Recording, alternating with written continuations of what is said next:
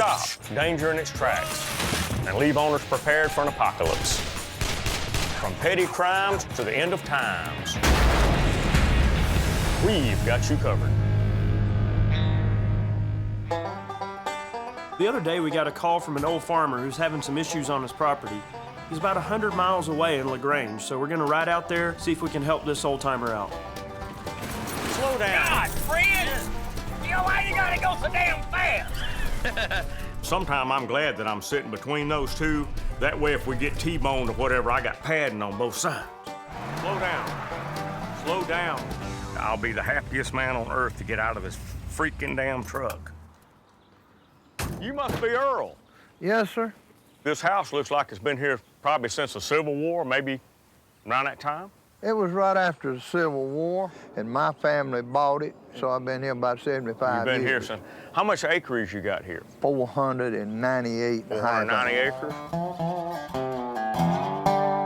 Earl's an old farmer. He's not getting around quite so well anymore. He reminds me a lot of my grandfather, so I definitely want to make sure that I can help this man better his life. The reason I called you out, well, I'm having a lot of problems with just my goats.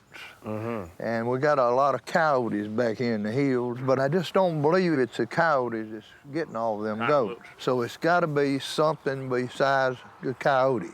If Earl's got someone or something creeping onto his 498 acres now, we've got a real problem if chaos erupts. We need to lock this farm down now while we still can.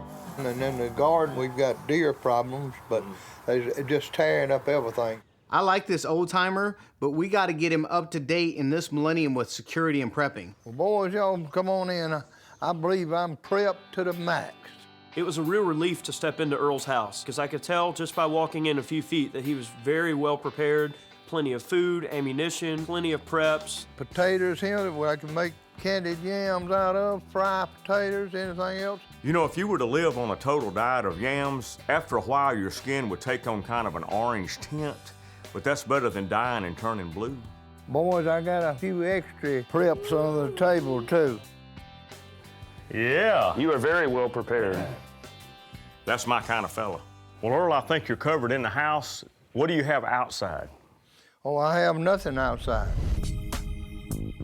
Nothing at all. Everybody should have a secondary stash. Everybody should have a hidden cache of supplies they can get to in an emergency scenario. What are we gonna do? Put him together a little cache outside? Just in case somebody did get in your house, you got a cache of a couple extra little items stashed outside away from the house. Okay, whatever you boys think, we'll do. Now we've got to check out Earl's farm and see why all his goats have gone missing. Look at all these old buildings, man. Nice piece of property here. Cow patties everywhere. Hold on, boys. Brad, slow down! We're not a couple of ox you're hauling here. All right, boys, let's get out and look. Son of a bitch. Great. Nature's welcome, Matt.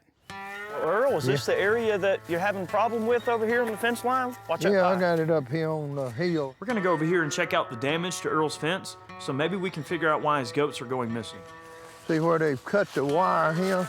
Oh, yeah. But this is where they're coming in at. Section of fence about 5 yards wide where the goat thieves are sneaking in.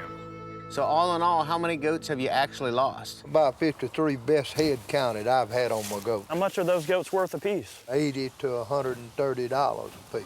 $100? Dang. So that's, you know, goats that's had a lot of about money. as much worth as much as a cow. Goat's milk is the most complete food known. I was raised on goat's milk. That's why I'm the prime physical specimen that I am today. You're talking $5 grand worth of goats? That is correct. That's a lot of goats. We got to put a stop to Definitely a this. problem. I mean, we need to fix this. I'm thinking doing a section of this fence and electrifying it. If a bad guy comes trying to steal your goats and he tries to go clip that wire, he's going to get the crap shocked out of him, and he's going to think twice about coming back. Yeah, if Coyote, he comes in and runs into it too, it's gonna get him. He'll be sparking and going down the road with it too.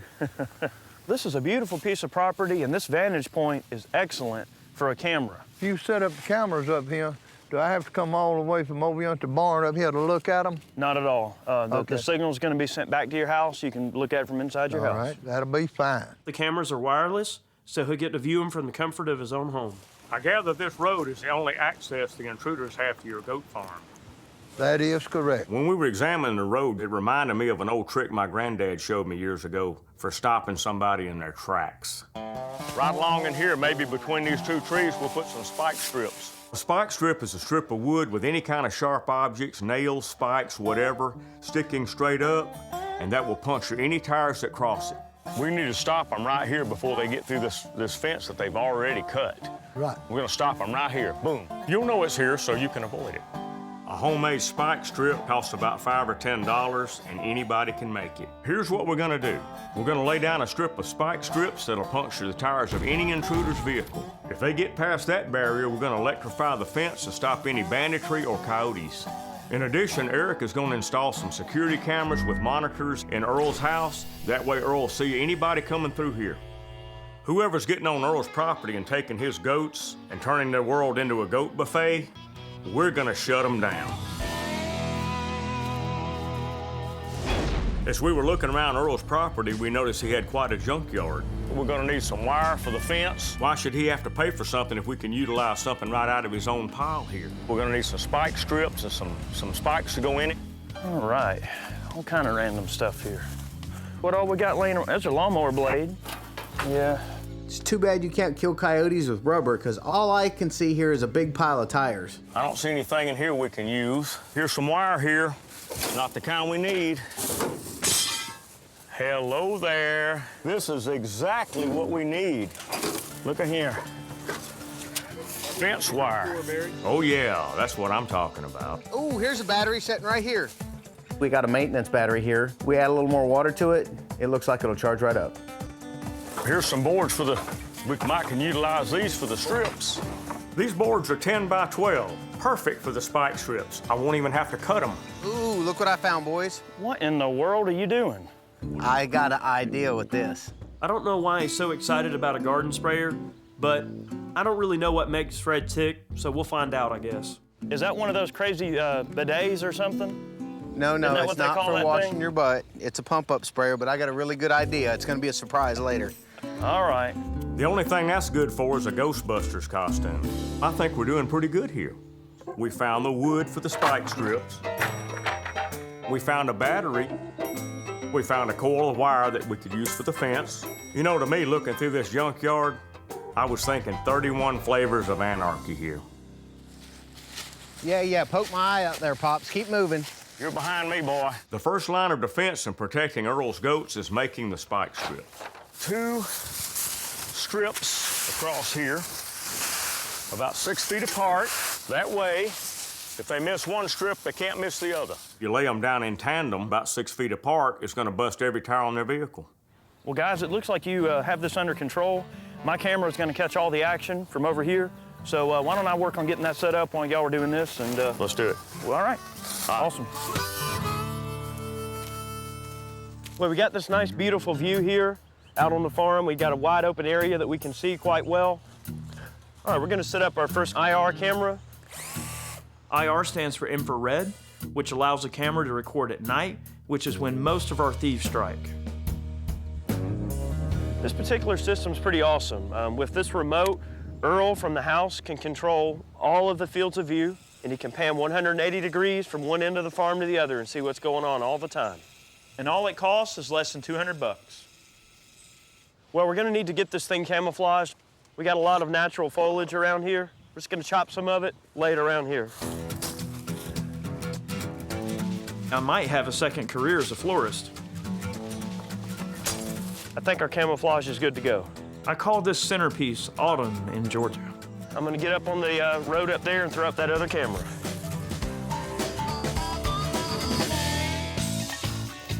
We have to dig a couple of trenches to bury the spike strips. This looks pretty good. Once we get the spikes in it, we can nail it down, it'll be fine. You have to pre-drill the holes for the spikes, or you just bust the board. But once you get your holes pre-drilled, you hammer the spike in there. Now comes the evil, diabolical part. Yeah, let's see how this looks. Oh, that's nice and gnarly, isn't it? Ha ha ha ha. You know, I think I'd make a pretty good villain.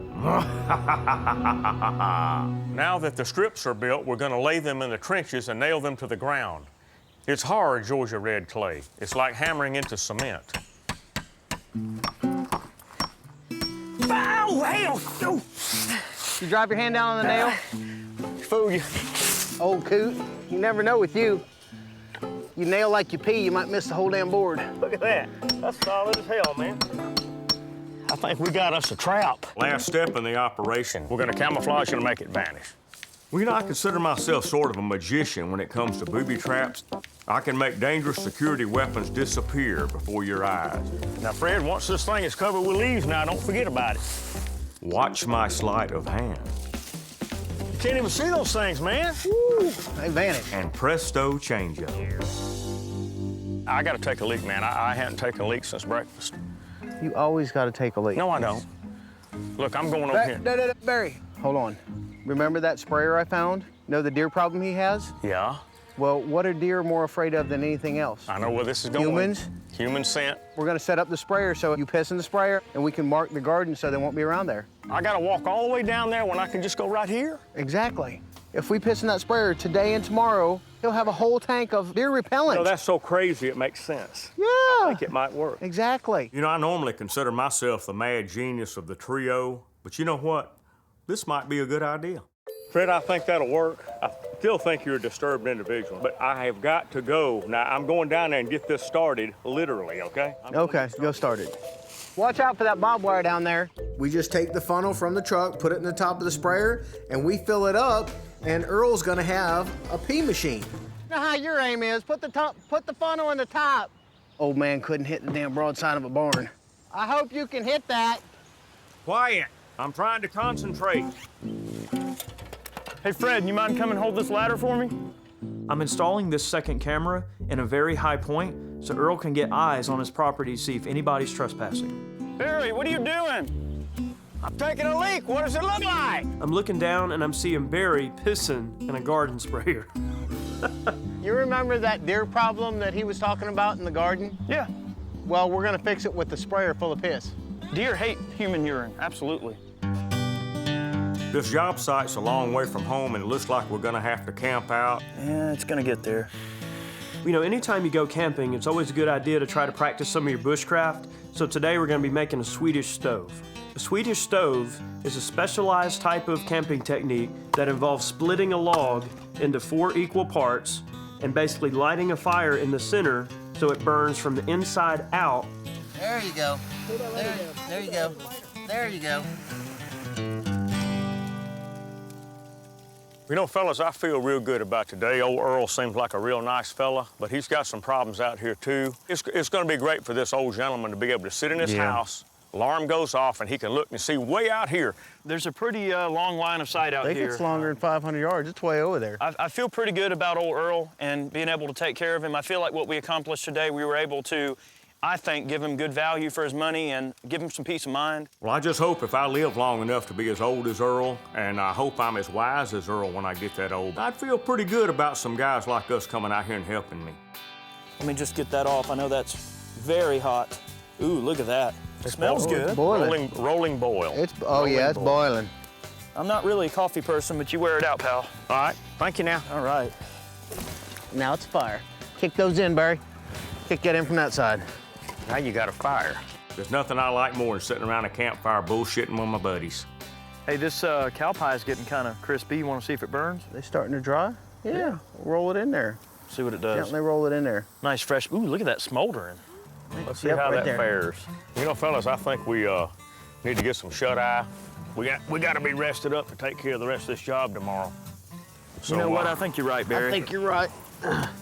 It's like old-time camping here, buddy. Old times.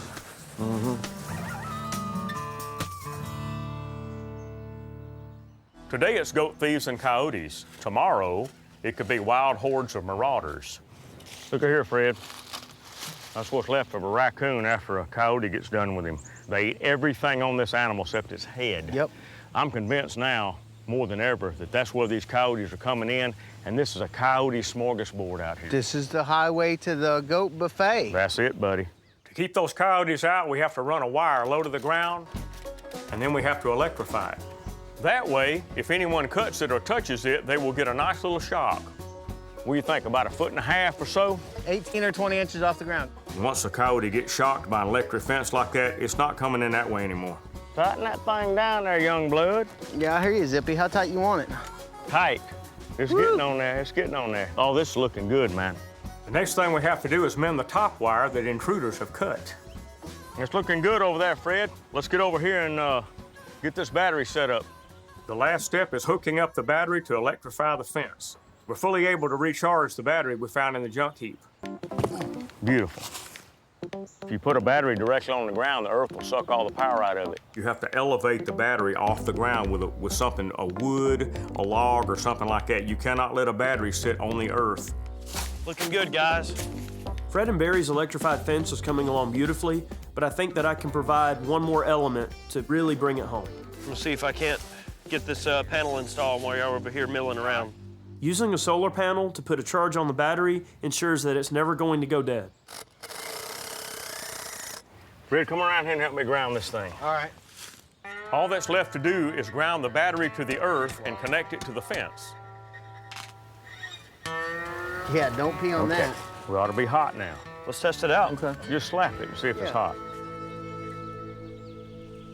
Slap it. Slap it. Ah! It go through you? It's a little bit of a shock. Try it. Yeah. You want me to?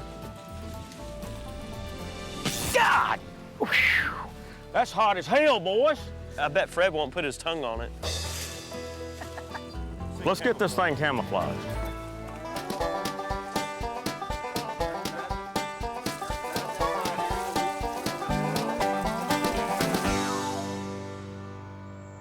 We've taken care of Earl's short-term problem.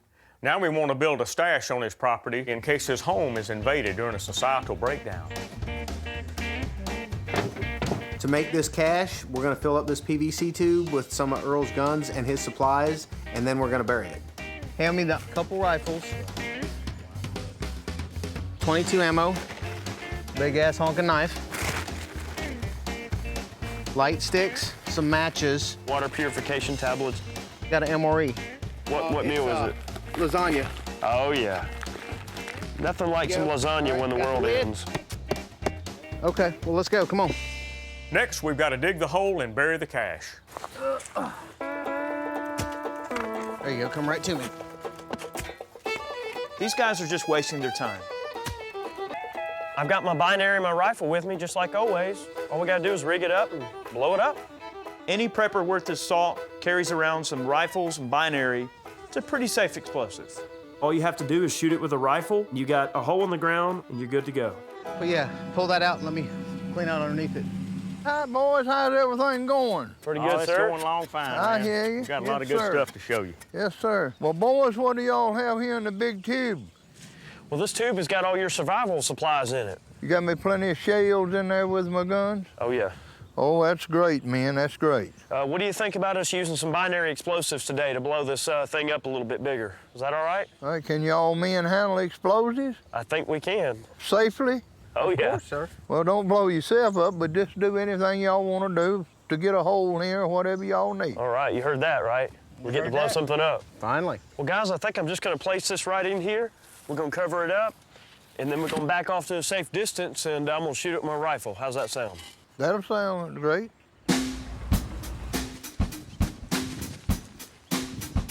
Well, Earl, it's about to get loud. You ready?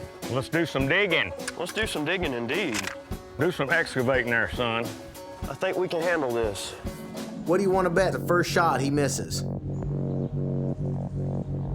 Fred's about to see how a trained sniper never misses.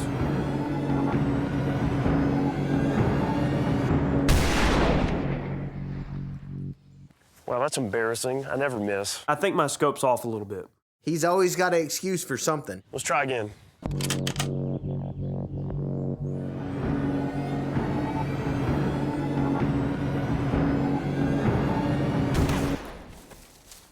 Shot high, didn't it? I'm not losing my touch or my vision, just the scope's off. It happens.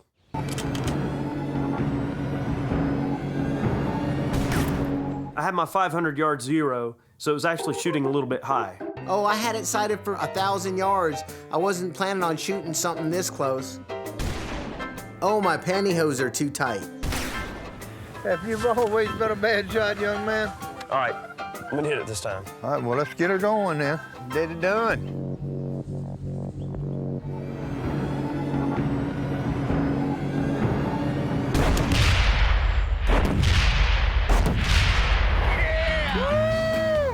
That's what I'm talking about. That's a hole, brother. That did it. It only took like 8 or 10 shots to hit it. I think we got a hole dug. That's a lot more fun than digging. That's what I'm talking about. Along with preparing Earl for a major disaster, we laid down spike strips, put up surveillance cameras, and electrified his fence to protect his goats. And we even found a way to keep deer out of his garden. We got a lot of the materials for these builds for free in Earl's Junkyard, so the total cost came to just $535. You boys have done a wonderful job. Well, thank you, sir. To show his appreciation, Earl is treating us to a happy hour of goat cheese and crackers. Better watch out for that cow pie. Oh, now you tell me.